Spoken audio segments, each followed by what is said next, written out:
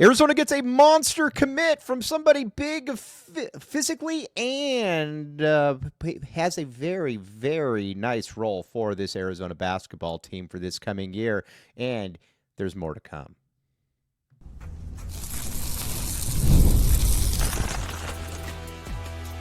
You are Locked On Wildcats, your daily podcast on the Arizona Wildcats. Part of the Locked On Podcast Network, your team every day. Thanks for keeping it Locked On Wildcats and making this your first listen of the day. I am your host, Mike Luke. This episode is brought to you by Monarch Money. Take control of your finances with Monarch Money. Use code LOCKEDONCollege at monarchmoney.com for 50% off your first year. All right, we have got a lot to get to this show. We are going to talk, obviously, Arizona basketball, and we are going to talk a lot of Arizona basketball. We'll also talk a little bit of Arizona football. But first, we need to talk about Arizona's newest commitment that they got, Sidi Gueye. He is a guy from Real Madrid, obviously from Africa originally, but you look at him, and this is exactly what Arizona needed in the front court. He is 6'11", can really, really move, and on top of that, he's a player that can also shoot the three a little bit. I mean, he looks like an NBA-type talent, and he is going to give Arizona a lot of position flexibility very, very quickly. He is a player that you look at the big men up front, and there's nobody like him really on this roster. He is again, he can move like the wind. He can block shots, and he is also a guy that there's nobody else like him. Mo Krivas is 7'3", but he can't really move that well. I think we know that. Tobe Awaka can move fine, but he's also 6'6". You needed to be able to find some other players in there that can move. There's nobody like him. Now I know a lot of people. I know a lot of people are like, well, what about E-Man Steven? You lost him. This dude's better. I'm just going to say it right now. This dude's better, and he's going to be able to contribute immediately. He's a late bloomer. He just started playing basketball, and he's also a player that you watch him and you're like, man, this guy's probably going to play 12 to 15 minutes per game last year. He's a monster.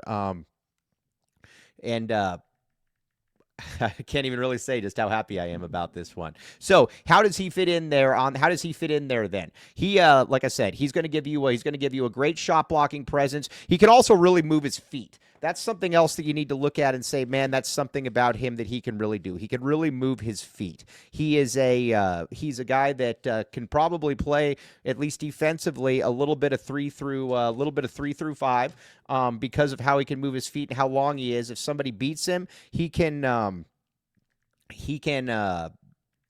get back there. He can also find. You're also watching at somebody too that you look at him and you're like, okay. You're going to play immediately, and then next year, probably as a sophomore, you're going to be a monster, and then you're off to the NBA. These are the kind of guys you want. These are those developmental guys that you get and you win a lot of basketball games with, and that's what Arizona did. Here's the thing too, and we're going to talk about this.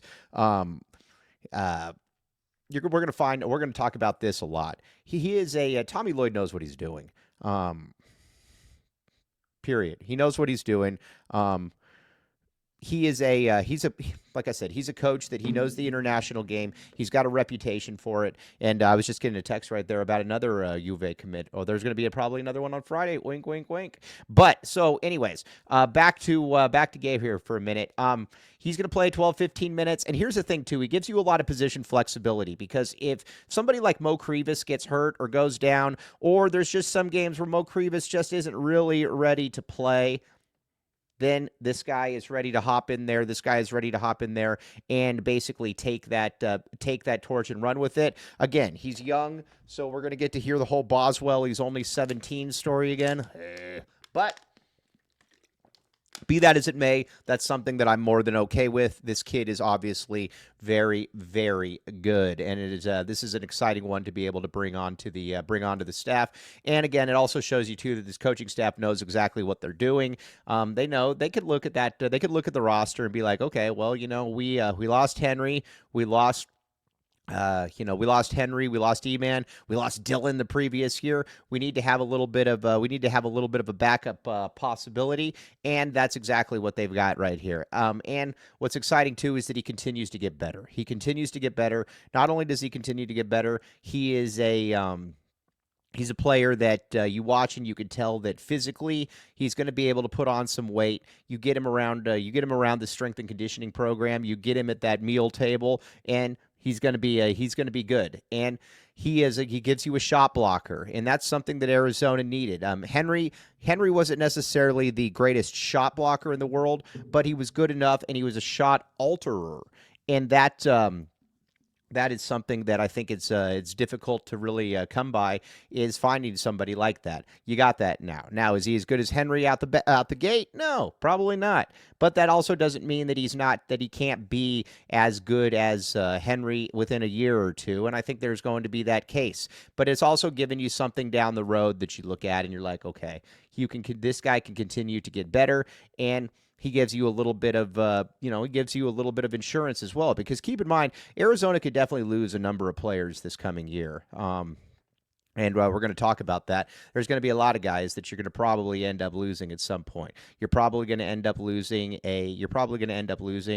Obviously, Jaden Bradley's going to graduate. Braden Burry's moving on. ADO graduates. Kona Pete most likely moving on.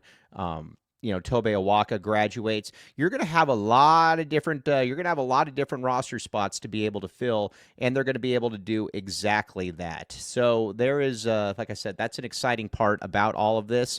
And again, too, Tommy Lloyd knows what he's doing. He's like I said, he's a wizard when it comes to this. He's a guy that is really, really good, and he is also he's also a coach too, that you watch him and you're like, man, all right. He generally knows what he's doing. He's a cool customer. Not only is he a cool customer, he's a player that you watch him and you're like, okay, I wonder, what that next step is for him. And I think that's something that's exciting about that. So we will see. He is we'll find out. But again, it's just like I said, it's just an awesome day. Just an awesome day. Can also shoot the three a little bit. I think he's going to come in here and he's going to be able to play as a freak. Plus he's got that 7'4" wingspan,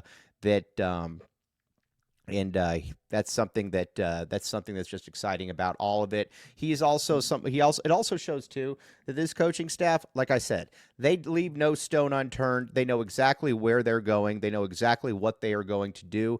And this kid, like I said, he is a perfect example of that, and that he fits in perfectly with what they want to do. And I think that's the part that is exciting, is that he fits in absolutely perfectly with what Arizona wants to do. And he's a player too that you watch him and you're kind of like, all right, let's see what that next step is for the U of A. And he is going to be like I said, he is going to be a very, very nice player for the U of A. He's going to do it, certainly. You know what I like too about guys like this? I'm a big believer in shot blocking. I think it gives you a little bit of room for error, that because if you get beat, whatever the case may be, you can have somebody there that can make up for that. And that's something that a lot of times that coaches or that teams really don't have. And I think that's, when you watch him, you're kind of like, okay, what can how can, if we get beat defensively, can this guy make up for it? If we get beat on the other end of the court, what can this guy do? And he can do that, and he's going to be able to help out Arizona in a big way. And I think that's what's so exciting about this, is just seeing how he's going to be able to help out Arizona. So like I said, this is a big time get for the U of A massive get for the U of A, and he's going to fit in very, very well here. We're going to be talking about him a lot tomorrow as well, because, let's be honest here, there's a lot to like about him.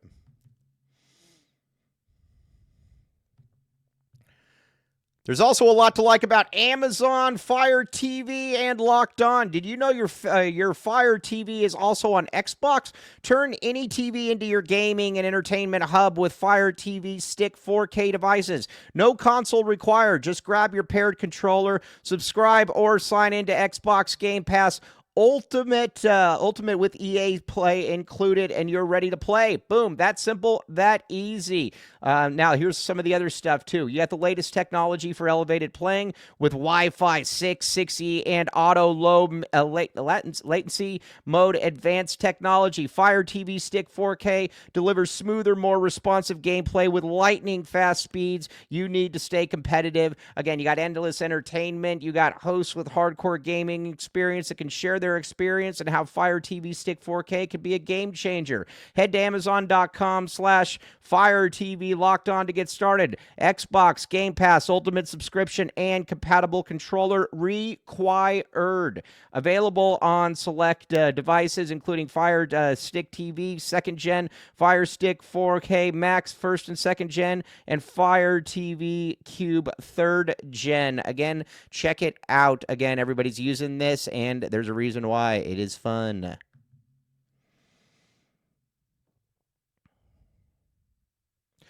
Thanks for keeping it locked on Wildcats and making this your first listen of the day. I'm your host, Mike Luke. All right, now we've talked a little bit about this, and he is now we're going to talk a little bit about Bryce James here, because I think that that's something too that maybe has gotten a little bit overlooked in this entire situation here. And Bryce James, like I said, he's not going to come in and be an All-American day one. Nobody's saying that. Nobody expects that. But there's every reason to believe that he is going to be a good player for the U of A. You watch him right now, he's about 6'5". The coaching staff believes he's probably going to peak at about 6'7", something like that. And like I said, if you're 6'7" and you can shoot threes, there's going to be a spot for you. He can, like I said, he is a really, really good basketball player. He's very smart. He can, and like I said, he's just going to continue to grow. He's going to continue to get better, and I think that's what's exciting about him. And plus, this coaching staff as well has been very upfront with him about how they see Bryce's career projection going. And I think that, like I said, I think they got to feel pretty good about that. So, like I said, we will see how it plays out. But he's a really good prospect for the U of A, and I think that's what's exciting about it. Is that if you're getting a developmental guy, you want to get a developmental guy like him that continues to get better, game in, game out. You know what you're going to get, and he's going to work hard. He's got the clutch factor, which we're obviously going to talk about here in a little bit, but that's something too that definitely plays into what Arizona is looking to do with him. But just like I said, a good prospect, not a great prospect, but he's the proverbial one that you take a little bit of time with. In his second and third, by his second year, he can be a real contributor. Third year, he can be a starter. But LeBron's also been very upfront about all of this. They know where Bryce is. He's not LeBron. They know that it's going to take him a little bit of time. But again, they're more than okay with that. And again, we're going to keep dispelling this rumor that LeBron is this helicopter father that is going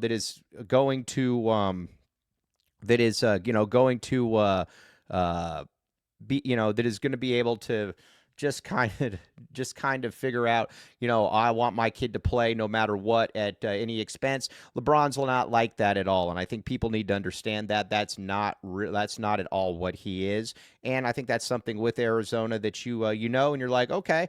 What is that next step then for Bryce James? And I think that's what's going to be exciting about that. What is that next step? And I think he's going to be a pretty good player. I think he's going to be a very, very good player for the U of A. And I think that's something that's going to be exciting about all of this. So we will see. But his career progression, I think, is fairly simple. If he could redshirt this first year, but then after that, or he plays a little bit. Second year, probably gets, 8 to 12 minutes. And I think you hope then by the time he's a junior, Jr., he's playing 25 minutes per game. His body's taken to the weights. He's gotten bigger. He's gotten more athletic. His skill level has continued to mature. I mean, like I said, he's a good basketball player. I'm kind of surprised, honestly, that a lot of people didn't a lot of teams, a lot of coaches didn't, try to take the route that Arizona has. But I think that's also because there's a little bit of misconceptions about the James family and about how this one all does play out. But like I said, the other thing, too, is he's going to be, again, he's not as athletic as Bronny. He's never going to be as athletic as Bronny, but he's also going to be taller. I think that's something you can't really forget. He's going to be about 6'7". He's going to be, and so he's going to have a little bit. And here's the thing. If you're 6'7" and you can shoot threes, you're going to be good. In Tommy Lloyd's offense, look at it this way. He's physically better than ADO. And ADO, and I know a lot of people don't like ADO. I don't care. ADO is a pretty darn effective player for the U of A. He was listen, did he have his flaws? Sure. But at the same time, I think he also showed that he could be a pretty effective player at times. I mean, you look at that Oregon game, he basically iced that game away. You want guys like that. You also want guys that, like I said, kind of know their role and know that where they're going to be, where they stack up in the grand scheme of things. And I think Bryce James goes into this knowing that. Now, again, he wasn't a super highly recruited player, so that's obviously it's not like he was this prodigy from day one that everybody knew about. So, he's going to have a little bit of I don't want to say a learning curve. That's not the right word, but he goes into this probably being, knowing where he's at. Keep in mind, he didn't start for his high school team. So that also kind of dissuades a little bit of the people that, LeBron's going to be this helicopter parent. Well, if he was a helicopter parent, I'm pretty sure that he wouldn't be okay with his kid not starting on his high school team. So we'll see. But either way, there's a lot to like. He's had some games where he's made 6-7 3-pointers. He's a good shooter. We will see. I like it. And plus, also, it keeps you very much intact with that Klutch aspect here as well. Klutch has been very, very good to the U of A, and I think it's going to continue to be good. Now, here's the thing that I think people need to understand about Klutch, is Klutch going to be is it going to just directly try to funnel players to the University of Arizona? Probably not. But it also is really, really good when LeBron James on his Instagram, which, all the kids love, is talking about players that are, at the U of A. I mean, that's something you want. You want LeBron to be, basically be on the, to be on your side. And that's a really good thing if you've got LeBron on your side. So we will, like I said, we'll see. But he's also, it came in handy, obviously, with Kona Pete. Kona Pete was with Klutch. It also came in handy when it came to Braden Burries, also with Klutch as well. And why wouldn't it come in handy? Because, again, it's the most famous basketball player in the world and one of the two best basketball players to ever play the game. So, like I said, it makes a lot of sense that you're going to be able to get somebody in there, and you're going to want somebody like that. So, like I said, we shall see. But now there's a couple other things that are coming around, a little bit of Arizona football news as well that I think we need to cover because, again, we all are so a football school, as all of you know.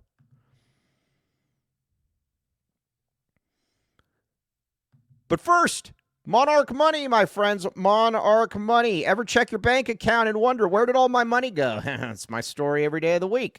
Between dining out, online shopping, and entertainment, it's easy to lose track. That's where Monarch Money comes in, your personal CFO, giving you full responsibility and control over your finances. Monarch Money isn't just a budgeting app. It's a complete financial command center. You can track all your accounts, investments, and spending in one place, so you just stop managing your money and start building your wealth. Here's the cool thing about it as well. They give you surprising insights. When I first, like I said, when some people first started using Monarch, they realized how much they were spending on food delivery, and this can kind of put that in perspective for you. Now it's easier to budget and save more, all in one convenience as well. You don't have to juggle multiple apps or do anything like that. Easy collaboration. And again, take control of your finances with Monarch Money. Use code LOCKEDONCollege from monarchmoney.com for 50% off your first year. Again, that's monarchmoney.com, code LOCKEDONCollege for half off your first year. Monarch Money is awesome, and again, it will help you save money.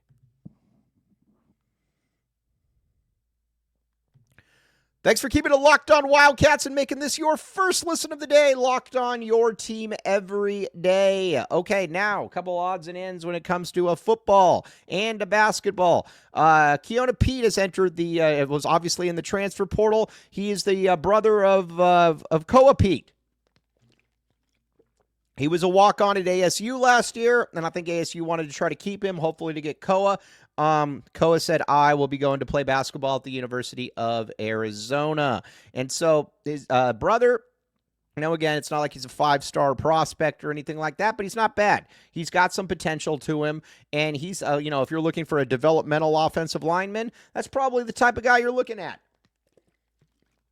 You're probably looking at somebody like him, and so at the end of the day, it doesn't hurt. I would expect him to end up here at the U of A, the latest in the Pete family. I mean, you talk about good bloodlines. I mean, you got Andrews, you got Cassius, you got Todd, you got Koa, now you got Keona, talk about a lot of good athletes there. The Pete family, pretty athletic. Good job there, Todd.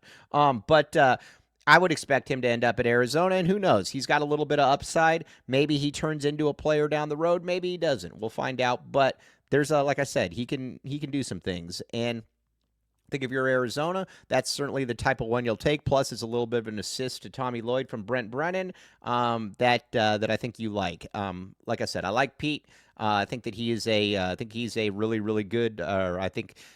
He's a good developmental type player. Who knows? He might never play. I'm not going to sit here and say that he will, but he also has the possibility, though, possibly getting big. It's not like you're bringing in a 5'11", guard and saying, hopefully we can coach him up and be good. There's some good potential here for him. So that's obviously a good thing. Now, the other one that's going to be fascinating to see how this plays out is Kean Burnett.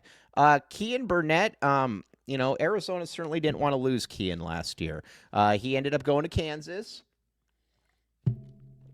and I guess he didn't like his time in Kansas. I'm not exactly sure what to say, but Lawrence, Kansas definitely is not for everyone. That is for sure. But Arizona would love to have him because they don't really have any tight ends right now. Sam Olsen isn't good enough.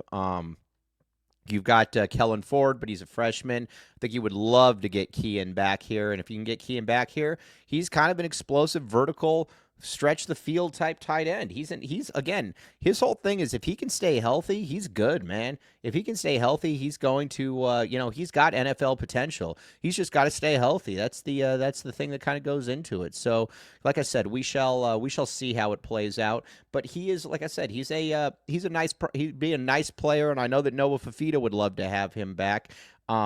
He's just got, like I said, he's just got to stay healthy. If he stays healthy, he's really good, and he's infinitely better than anybody else on this U of A roster. He is like I said, he's a good player. He is a really, really good player. He's just got to continue to get bigger and better. But if he's healthy, he's easily a guy that you can project go into the NFL. He's 6'5", can catch the ball, can move. I mean, we saw, I think it was against Utah, you saw some of the things that he could do. You saw some of his talent, and you're like, wow, that's an impressive. That's a big boy right there. That can move. He just got to stay healthy. But I'm hopeful that he ends up back at the U of A. No harm, no foul. And if he ends up back at the U of A, then you've really got a good pass catching unit because we've talked about the receivers and everything that they can bring. But if you bring in somebody like Kean Burnett as well, that just makes things even easier for everybody else. Would love to see him back on at the U of A, and I think that, like I said, I think it would make a lot of sense for both parties. We're in the transfer portal age. People are going to go out there, they're going to test, they're going to see, what kind of interest they have from different schools, and it's like I said, at the end of the day, it's no harm, no foul. Just got to get out there and just keep it rolling. But overall, though, very good day for the University of Arizona. Getting a commitment from a player that's going to play right away, probably going to play 12 to 18 minutes or 12, 14, 15 minutes per game, and then he's got the potential to be a starter in year 2. I know he's 17. I get all of that. There's going to be some moments where you're like, oh, yikes. But overall, this is a good player to have. He's going to be a good player for the U of A. There's going to probably be another one that's going to hit on Friday, but they'll have the front court figured out. And then obviously you're waiting on Carter Bryant. And then I think from there on, it's pretty much game on at that point. But as always, very much appreciate you all making Locked On Wildcats your first listen of the day. Locked On, your team every day. Again, big day for Arizona, big day. And again, there's more to come, and we're going to be talking about that on tomorrow's show as well. Have a great rest of your day, TTFN, and we will be back with you tomorrow.